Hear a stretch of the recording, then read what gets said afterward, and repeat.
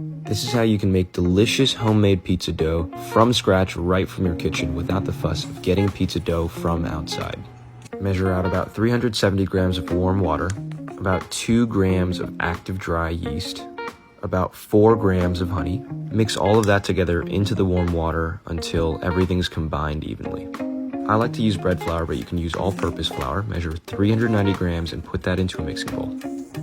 Measure another 200 grams of flour and set that aside. Then put aside about 12 grams of salt, also about 17 grams of olive oil. Let's check on the yeast mixture. If it's bubbling, that means it's activated and ready to use. Dig a small hole in the flour just for the yeast mixture to sit in. Now start mixing by hand. You definitely want to incorporate all the ingredients into a slurry, looks like that there. Then start pouring the rest of your flour, as well as the salt and the olive oil into the mixture. Keep mixing by hand until everything looks like a dry but somewhat incorporated ball. Now dust a surface with a little bit of flour and put your mixture right on top of that surface. Now is where you start kneading the dough. You're going to use one hand, usually your more dominant hand, to go from the top to push the dough forward, and use your other hand behind your dominant hand to pull the dough and rotate the dough. You're going to see as you knead, the dough is going to get smoother and smoother and smoother, and it's going to form that gluten structure that allows the dough to stretch and form that flavor. After about 15 minutes, start shaping your dough into a ball, rolling it towards you, making sure you drag the dough on the surface to create a ball, which will actually tighten the skin on the top and smooth the whole dough ball out as well. You can really see this dough start to smooth out. Give it a few pats just for good measure.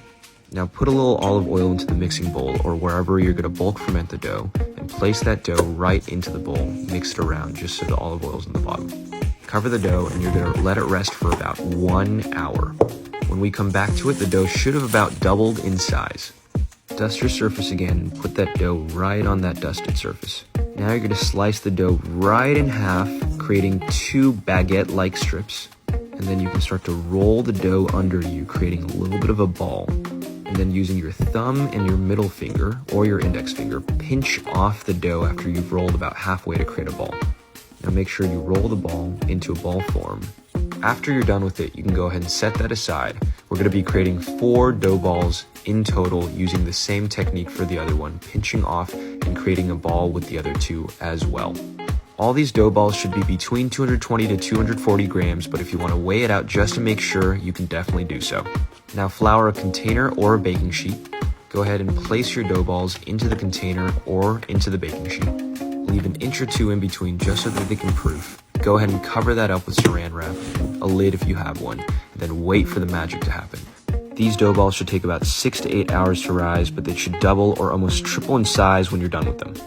Now open it up and take a look at what you have. Look at that air incorporation and the gluten structure on the side as well. These dough balls are now completely ready to use for pizza in a pizza oven or even on a cast iron pan at home in the comfort of your own kitchen, being able to eat delicious pizza from scratch.